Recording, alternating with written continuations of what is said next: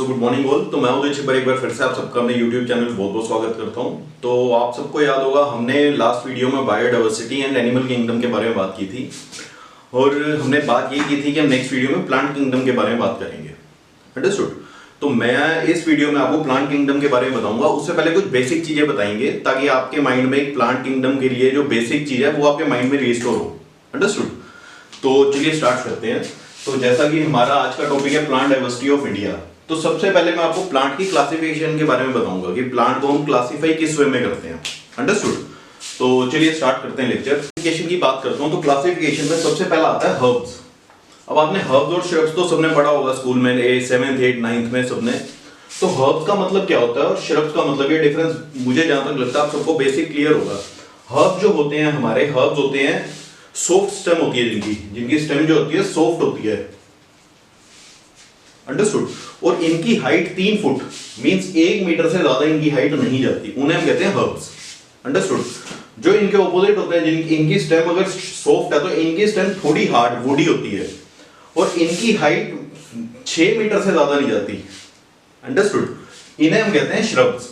Shrubs आपने देखा होगा वुडी जिनकी रहती है, बट होती वो भी सॉफ्ट है बट वुडी होती है। उनका एग्जांपल क्या है, जैसे तुलसी का पेड़ हो गया, लेमन हो गया, ये सब श्रब्स में आते हैं। हर्ब्स हो गए आपके जिनकी ग्रीन रहती है, जैसे घास होगी, है ना, जिसमें स्टेम वुडी नहीं होती है, सॉफ्ट स्टेम होती है, वो बात होती है हर्ब्स की। देन आता है ट्री।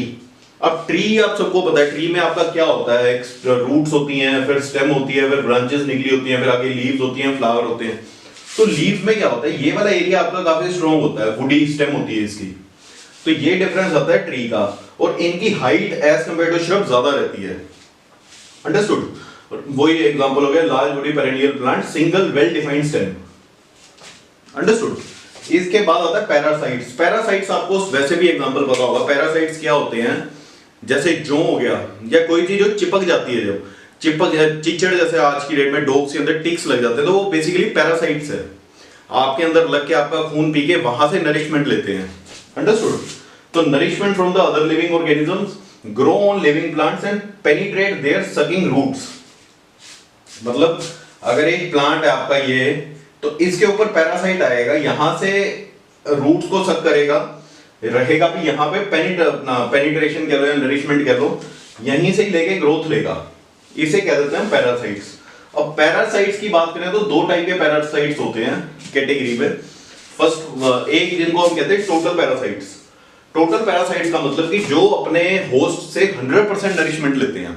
और सेकंड होते हैं पार्शियल पैरासाइट्स, जो 100% नहीं लेते, कुछ परसेंट लेते हैं, 80% 90%। तो इनको हम कहते हैं पार्शियल पैरासाइट्स। इतना वो नहीं है बट आपको अगर सिस्टम में है तो पता होना चाहिए। इसके बाद जो नेक्स्ट एग्जांपल आती है वो होती है एपिफाइट्स। एपिफाइट्स और पैरासाइट्स कुछ हद तक सेम रहते हैं। पैरासाइट्स भी दूसरे मतलब होस्ट कहते हैं कि जैसे मैं हूं या कोई एनिमल है, वो किसी और प्लांट के ऊपर जाके सरवाइव करता है, तो उस जिसके ऊपर जाता है उसे हम होस्ट कहते हैं। तो पैरासाइट्स और एपिफाइट्स दोनों के लिए होस्ट जरूरी है। ये होस्ट के ऊपर जाके सर्वाइवल करते हैं। डिफरेंस क्या है, पैरासाइट जो है वो नरिशमेंट भी अपने होस्ट से लेता है, एपिफाइट जो है वो सिर्फ ग्रो करता है बट नरिशमेंट नहीं लेता होस्ट प्लांट से। अंडरस्टूड? सिर्फ ये डिफरेंस है पैरासाइट्स और एपिफाइट्स का। ये सिर्फ वहां पे जाके लाइट लेता है और सर्वाइवल के लिए प्लेस लेता है। इसका एग्जांपल है वेंडा प्लांट, ऑर्चिड कैटेगरी का आता है ये। तो ये एग्जांपल रहता है एपिफाइट्स का। अंडरस्टूड? और लास्ट में आता है क्लाइंबर्स। अब क्लाइंबर्स को आप हर्बेशियस या वुडी प्लांट कहते हैं। क्लाइंबर्स का मैं सिंपल एग्जांपल बताऊं तो बेल होती है। जैसे बेल आपने देखा होगा ना, किसी दीवार के साथ ऐसे ऐसे या खंबे के साथ यूं बढ़ती जाती है, मतलब ये ट्विन करती है और बढ़ती है with respect to some support. अगर एक सपोर्ट होगी तो सपोर्ट के सहारे ये रोल करके ट्विन कर करके बढ़ती रहती है। ये कैटेगरी आती है हमारी क्लाइंबर्स की। अंडरस्टूड? तो प्लांट क्लासिफिकेशन में जो हमारा एज पर डाइवर्सिटी इंडिया में दिया है वो सिर्फ यही कैटेगरीज हैं। इनमें आपको मेजर पता होगी क्या डिफरेंस है।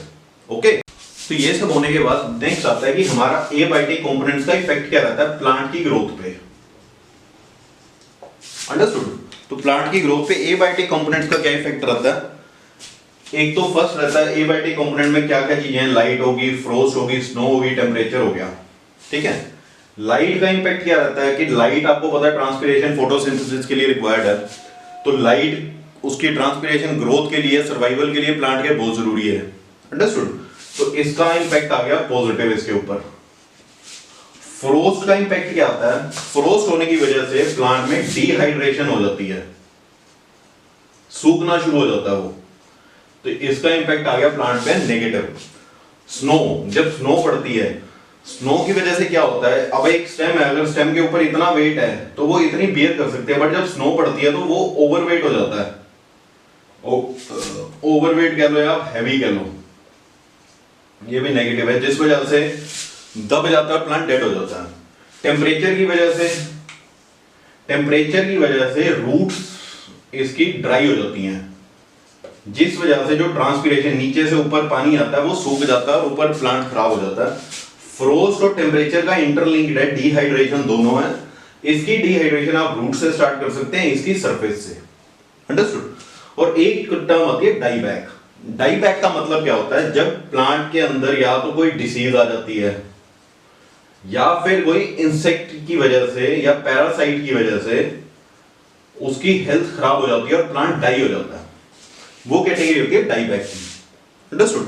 तो इनमें आपसे डाईबैक का कोई पूछ सकता है कि क्या होता है डाईबैक, तो वो आपको पता हो कि डिसीज या किसी एक्सटर्नल इन्फेक्शन की वजह से प्लांट डेड हो जाता है। ओके, अब सबसे मेजर है क्लास में इंसेक्टिवोरस प्लांट्स, ये आपको पता होने चाहिए मुझे जहां तक लगता है। इंसेक्टिवोरस प्लांट क्या होते हैं? इंसेक्टिवोरस प्लांट वो होते हैं कि जैसे आपने मूवीज या कहीं एनिमेशन में भी देखा होगा, प्लांट भी आपको एक लिविंग बीइंग की तरह लगते हैं कि जैसे उसके ऊपर कोई आता है वो बंद हो जाते हैं। मींस एक प्लांट है, मान लो ऐसे, उसके यहाँ पे टीथ या आप ये कह सकते हैं निकले हुए कांटे, ऐसे वो खुला है, जैसे इसके अंदर कोई इंसेक्ट आएगा तो ये अपने आप ही बंद हो जाता है, ये ऐसे आएगा, ये ऐसे आएगा, ये एकदम ही क्लोज होगा और इंसेक्ट अंदर ही ट्रैप हो जाता है। इन्हें कहते हैं insectivorous plants. Plants specialized in trapping insect are known as insectivorous plants. ठीक है?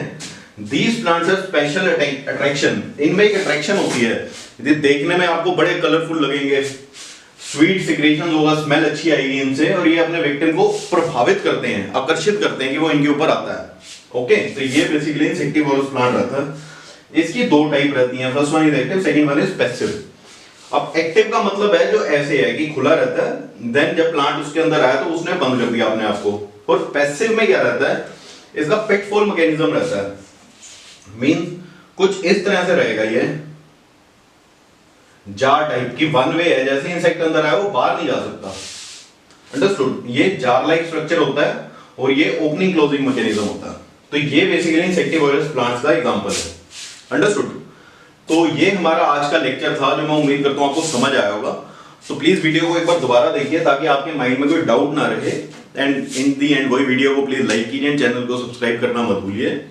इन दी एंड थैंक यू एंड जय हिंद।